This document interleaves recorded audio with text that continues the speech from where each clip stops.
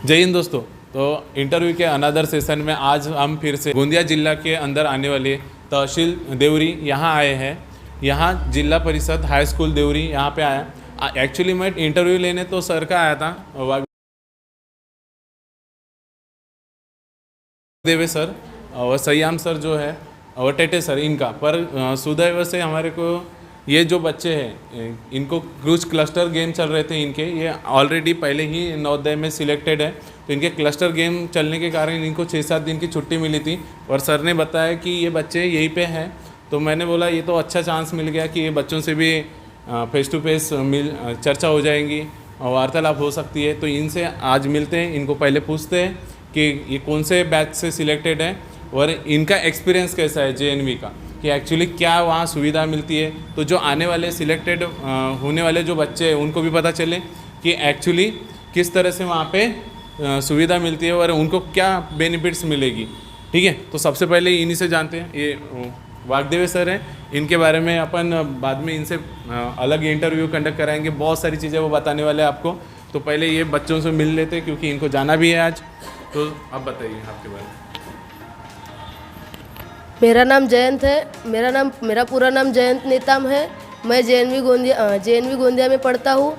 मैं बैच 2019-20 में सिलेक्ट हुआ था और वो नवोदय ऐसी स्कूल है जहाँ पर सभी सुविधाएं प्रोवाइड की जाती है, जहाँ पर टीचिंग बहुत अच्छी होती है, वहाँ पर हर एक एक्टिविटी कराई जाती है, वहाँ पर मेस अच्छा है, सब चीज़ें वहाँ पर अच्छी है।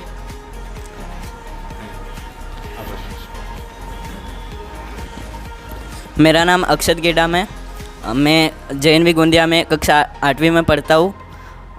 मैं 1920 का इस स्कूल में बैच में था। वहाँ पर मेरा एक्सपीरियंस बहुत अच्छा था।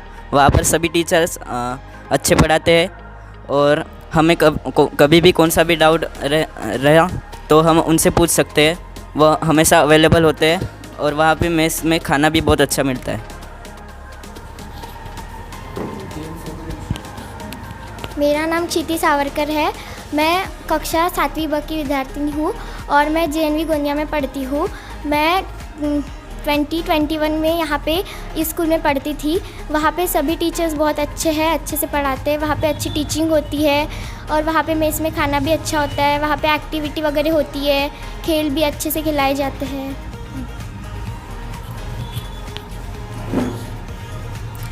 मेरा नाम रुणाली अविरत सयाम है। मैं कक्षा 8वीं में पढ़ती हूँ।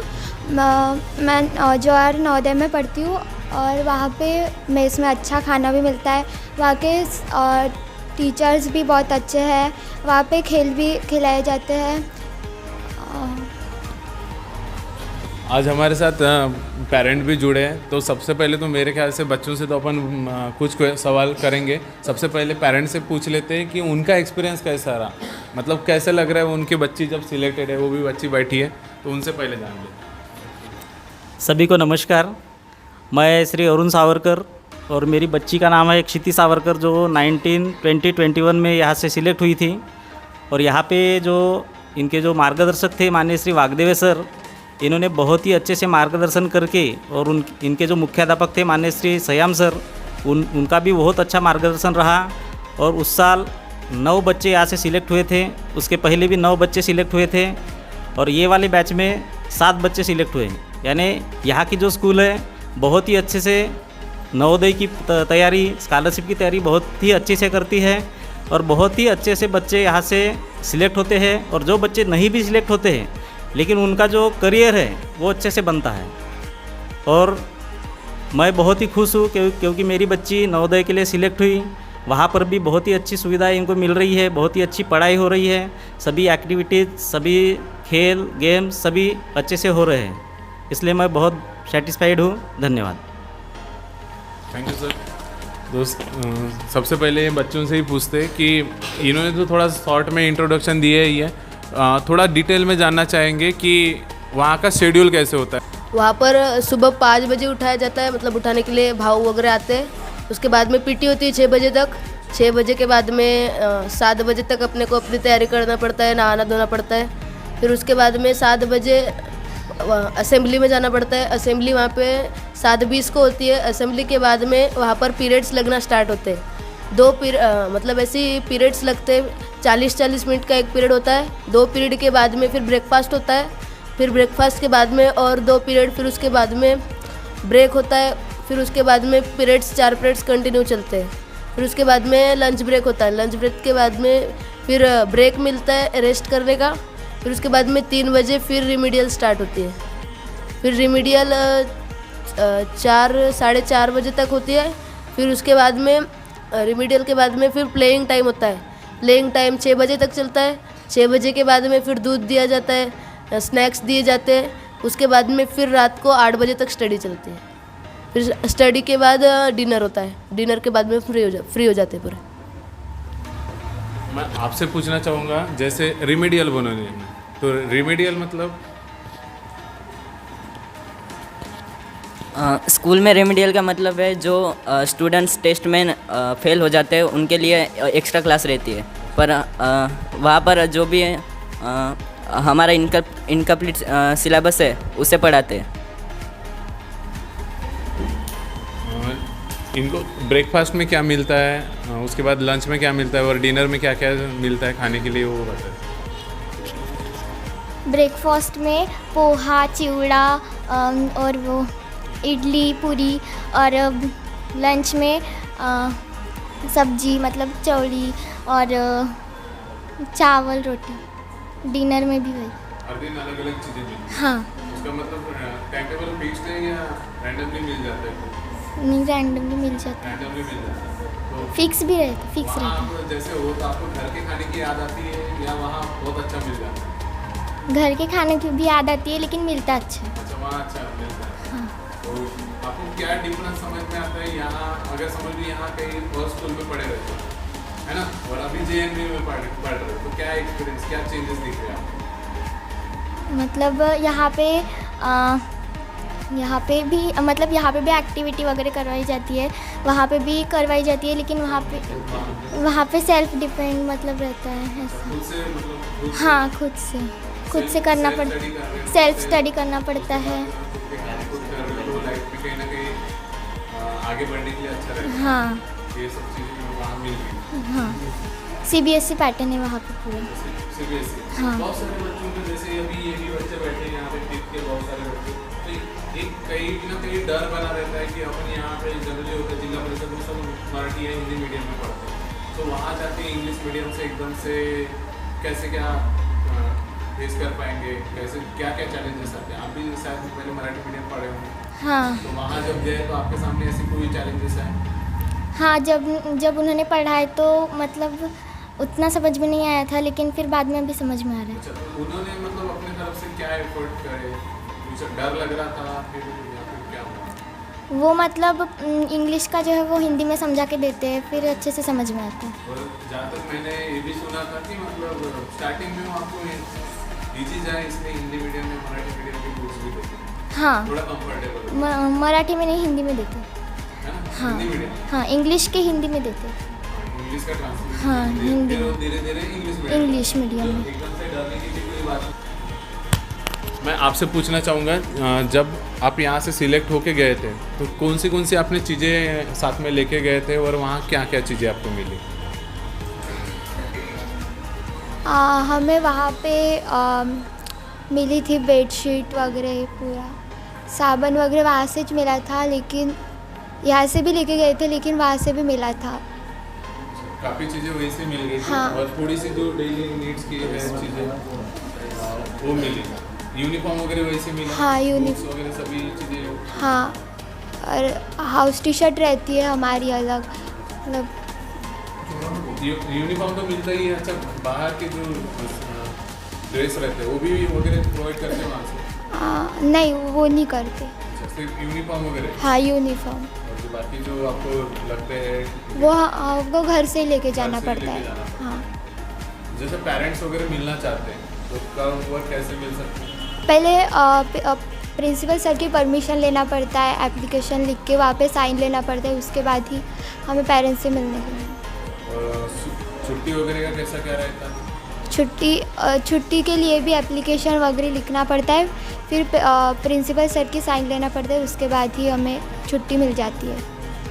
तो पेरेंट्स कितने बार मिल सकते हैं, ऐसे कुछ है क्या? हाँ, फर्स्ट सैटरडे को। First Saturday? हाँ, मंथ मंथ के फर्स्ट सैटरडे। मतलब मंथ में एक बार? हाँ, मंथ में एक बार। और अगर तबीयत वगैरह खराब हुई तो फिर ऐसे जाके मिल सकते हैं? हाँ, मिल सकते है ना, ये हाँ। सब चीज़। तो वहाँ सिक्योरिटी क्या लगती है आपको, मतलब सिक्योरिटी वहाँ का इन्वायरमेंट कैसा है?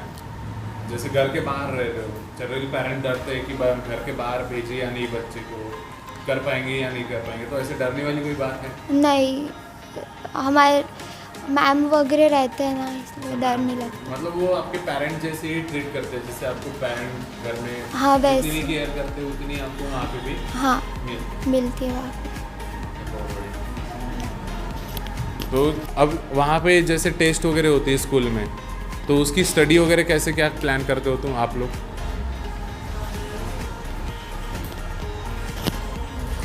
वहाँ पर स्टडीज़ एक्स्ट्रा टाइम्स दिया जाता है स्टडी के लिए, या फिर जैसे ही पेपर पास में आते रहते नहीं क्या, तो टीचिंग थोड़ी देर के लिए बंद की जाती है और सेल्फ स्टडी करो करके बोला जाता है क्लास में। और वहाँ पर मतलब जैसे पीटी होती है ना, जब भी टेस्ट वगैरह होते हैं, मेन टेस्ट वगैरह आती है ना, तब पीटी का टाइम चेंज करके पीटी की जगह पे स्टडी होती है। उस समय भी एकेडमिक बिल्डिंग में जाना पड़ता है। ये इधर का जो सिलेबस है, जैसे इधर के जिला परिषद स्कूल का या फिर जो भी प्राइवेट स्कूल है, जो सिलेबस रहता है वैसे ही उधर है? वैसे तो नहीं, मतलब पूरा सीबीएसई पैटर्न है, और उनके स्टडी करने का तरीका भी उनका अलग है। मतलब बहुत ध्यान से अच्छे से पढ़ाते हैं। मतलब हर एक बच्चे की तरफ ध्यान रहता है? हाँ। टेंशन रहेगा? हाँ, मतलब अगर क्लास में 80 भी बच्चे हैं या 40, शायद 40 के 40 यस। 40 बच्चों की तरफ पूरा अटेंशन? हाँ। एक क्लास में कितने टीचर? एक क्लास में 40 स्टूडेंट्स है मैक्स। टीचर मतलब सब्जेक्ट वाइज? टीजीटी रहते, पीजीटी रहते, मतलब अलग अलग टीचर्स रहते हैं। हाँ, अलग अलग सब्जेक्ट के। जैसे अभी हम 8th तक है तो हमें टीजीटी रहते हैं, और जो 9th के ऊपर उनको पीजीटी रहते हैं, पीजीटी सर, उनके भी अलग अलग मैथ साइंस के। डाउट्स क्लियर कराने के लिए अलग टीचर या वही सब्जेक्ट टीचर? सब्जेक्ट टीचर ही कराते हैं डाउट्स क्लियर। Subject teacher. हाँ और लाइब्रेरी वगैरह की सुविधा है? हाँ, लाइब्रेरी है, स्मार्ट क्लासेस है, कंप्यूटर है, कंप्यूटर रूम है। कुछ समझ में नहीं आता है तो हमें स्मार्ट लैब में मतलब स्मार्ट लैब में ले जाया जाता है, और वहाँ पर टीवी पे सब समझाया जाता है। अच्छा, विजुअलाइज करके? हाँ, मतलब पिक्चर पीपीटी दिखाते हैं। पीपीटी वगैरह Yes. दिखाते हैं। तो ये अलग चीज़ है ना, जो इधर के स्कूलों में जनरली नहीं होती। यस। जनरली बोला जाता है कि डिजिटल क्लासरूम, पर वो डिजिटल क्लासरूम चलाने के लिए डिजिटल टीचर तो चाहिए। यस। उतना पता तो होना चाहिए कि एक तो टीचर की कमी है इधर, तो गवर्नमेंट से ये भी दरख्वास्त रहेंगे, अगर गवर्नमेंट का मैसेज आता है तो टीचर की जितनी आवश्यकता है स्कूलों में प्रोवाइड करा जाए, और एक डिजिटल टीचर जिसको सभी चीज़ें पता हो इंटरनेट से रिलेटेड, तो एक अलग टीचर जरूर रखना चाहिए। और वहाँ पर काउंसलर मैम है, जो कुछ प्रॉब्लम होती है या फिर कुछ मेंटली प्रॉब्लम वगैरह होती है तो वो हमें सॉल्व करके देती है। और नर्स मैम भी है, कुछ इंजरी हो जाती है उसके लिए। ये भी बहुत अच्छी चीज़ें हैं जो इधर के हर एक स्कूल में रहना चाहिए, है ना सर? काउंसलर की ज़रूरत पड़ती है, क्योंकि ये जो एज ग्रुप के बच्चे रहते हैं 5th क्लास से लेकर समझ लो 11th-12th तक, इनको समझने की बहुत ज़रूरत रहती है। जनरली पेरेंट्स जिनके अवेयर है वो समझा देते हैं बच्चों को, पर ये मतलब ये सभी चीज़ें शेयर नहीं कर पाते बच्चे। तो इनके लिए हर एक स्कूल में एक तो भी काउंसलर होना चाहिए, जो इनके मन में जो भी शंकाएँ आ रही है, डाउट्स आ रही है, उनको आसानी से ये किसी को शेयर कर पाए और वो आसानी से इनका समाधान निकाल पाए। तो हर एक स्कूल में चाहिए। तो ऑब्वियसली नवोदय में है तो ये काफ़ी अच्छा है, इनका मेंटली प्रिपेयर्ड भी रहते हैं आने वाले जो भी समस्या है उनके लिए, है ना? तो ये टेस्ट वगैरह कितनी हो जाती है साल में? साल में 2 80 मार्क के टेस्ट होते हैं, मतलब सेमिस्टर जैसे एनुअल और मिड टर्म, और फिर हमारी प्रैक्टिस के लिए PWT के 4 टेस्ट होते हैं, वो 40 मार्क के होते हैं। तो इस तरह से तो बेटा आपका फ्यूचर में क्या बनने का प्लान है? ये सबसे क्वेश्चन IAS ऑफिसर।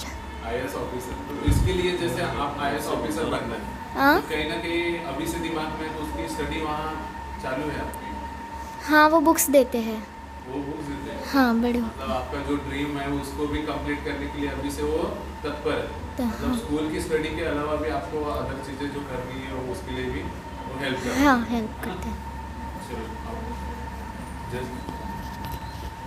जैसे आप आपका क्या सपना है, आगे में क्या बनना है? मैं आईएएस ऑफिसर, मैं भी। अच्छा, आईएएस ऑफिसर आपको भी बनना है। हाँ। तो उसके लिए तैयारी से अभी से लग गया। हाँ, तो जैसे समझ लो आप वहाँ हो तो आप कर पा रहे हो, अगर समझ लो वहाँ खुदा न खास्ता ना लग पाता तो इधर भी आपका वही सपना रहता। हाँ, इधर भी रहता है लेकिन वहाँ पे ज़्यादा ये होता है। मतलब वहाँ अच्छे तरीके से आप प्रॉपर गाइडेंस में हो। हाँ, और लाइब्रेरी में बुक भी मिलते हैं उसके। अच्छा, और इधर रहते तो शायद ना मिल पाता, और कहीं ना कहीं फाइनेंशियली उतनी चीज़ें इजीली अवेलेबल नहीं मिलती। नहीं, हाँ। तो ये एक फ़ायदा होता है बच्चों की, मतलब जिनको भी अपने ड्रीम्स का कंप्लीट करने के लिए वहाँ से प्रॉपर गाइडेंस मिल जाता है। हाँ, आपका क्या सपना है? मुझे यूपीएससी क्रैक करनी है और एमपीएससी भी क्रैक करनी है। यूपीएससी क्रैक करके एमपीएससी भी क्रैक करनी है हाँ। और ऑफिसर बनना है। यस। अच्छा, अच्छे लेवल पे जाना है। यस। आपको? मुझे JEE क्रैक करनी है और फिर कंप्यूटर साइंस की फील्ड में जाना है। अच्छा, JEE के लिए वहाँ अभी कुछ प्रिपरेशन होता है? हाँ, होता है, बुक्स मिलती है लाइब्रेरी से, हमें वो इशू करनी पड़ती है। ओके, और सेल्फ स्टडी करोगे? Yes sir. और जैसे आपने बताया था स्मार्ट क्लासेस होती है करके, तो स्मार्ट रूम में और क्या क्या पढ़ाते हैं? स्मार्ट क्लास में पढ़ाते तो नहीं ज़्यादा, पर वहाँ पर हमें टैब मिलते हैं जिससे हम हमारे डाउट्स क्लियर कर सकते हैं, और फिर प्रोजेक्ट वगैरह होते हैं तो उससे इन्फॉर्मेशन कलेक्ट कर सकते हैं।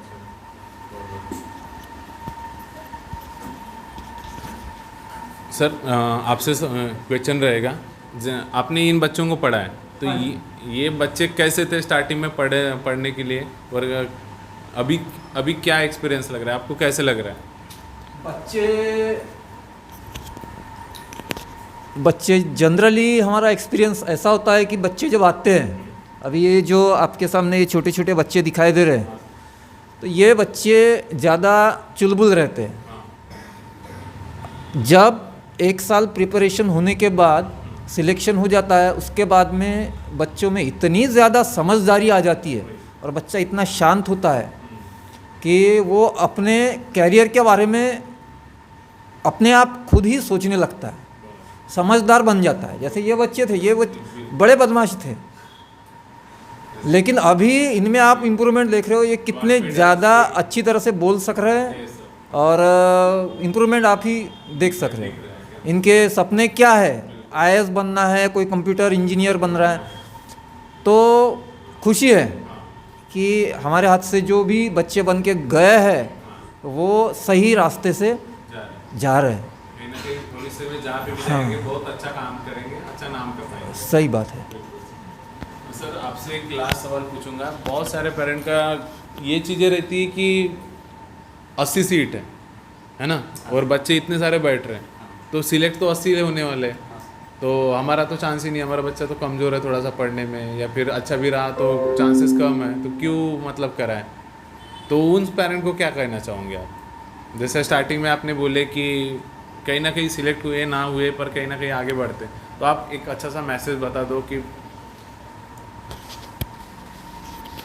एग्ज़ाम सभी के लिए रहती है और सभी बच्चे अपने अपने प्रयास से कोशिश करते हैं, पेरेंट्स भी कोशिश करते हैं, उनके मार्गदर्शक टीचर्स भी कोशिश करते हैं, और बच्चे तो जी जान से लगे रहते हैं कि अपना सिलेक्शन होना चाहिए। लेकिन सीट रहती है 80, और 80 बच्चों का सिलेक्शन होने के बाद कोई बच्चे तो ऐसे रहते, कोई 1 मार्क्स से जाता है, कोई 2 मार्क्स से जाता है, तो इसका मतलब ये नहीं है कि वो बच्चे यानी नाकामयाब हो गए, है कि नहीं है। खाली नवोदय में लगना ही यानी कामयाबी हो मिल गई, ऐसा नहीं है। जो बच्चे यहाँ भी पढ़ रहे हैं वो भी उसी तरह से पढ़ के अपनी कामयाबी हासिल कर सकते हैं, और वो भी अच्छी अपनी जो भी उनका सपना है वो पूरा कर सकते हैं। तो जो नाकामयाब हुए बच्चे यानी जो नवोदय में सिलेक्शन नहीं हुआ, उनके लिए मेरा यही कहना है कि हताश मत होइए, हताश मत होइए, और फिर से नई उम्मीद से, फिर से नई लगन से पढ़ाई करिए और अपने जीवन में उज्जवल भविष्य को रोशन कीजिए। और आगे बढ़िए। ठीक है सर। धन्यवाद सर। आपने पेरेंट को एक बहुत अच्छा संदेश दिया होगा कि बहुत सारे पेरेंट डरते हैं कि थोड़ी सी सीट है, कैसे पार कर पाएगा बच्चा।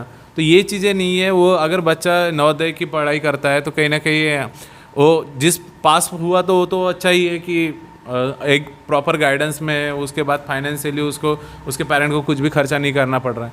पर ऐसा नहीं है कि पास ना हो पाया, क्वालिफाई ना हो पाया तो आगे में कुछ भी नहीं कर पाएगा।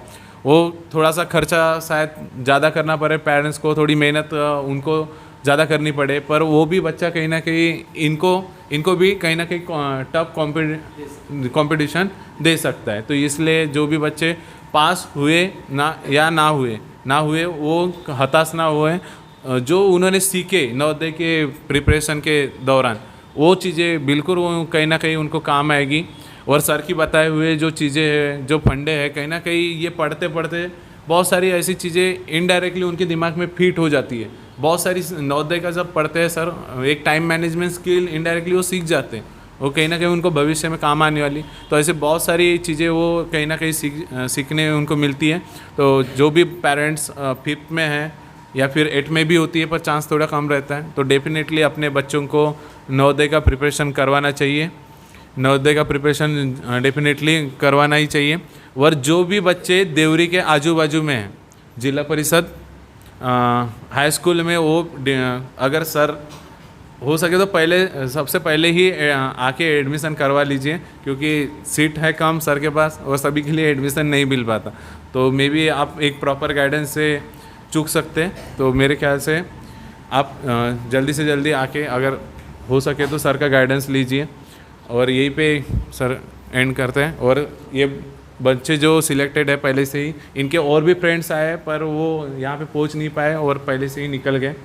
बहुत सारे बच्चे सिलेक्ट हो चुके हैं। इन फ्यूचर में भी उनसे भी मुलाकात करने के चांस मिल जाए।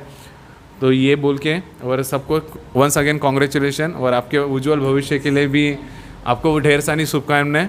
Thank you.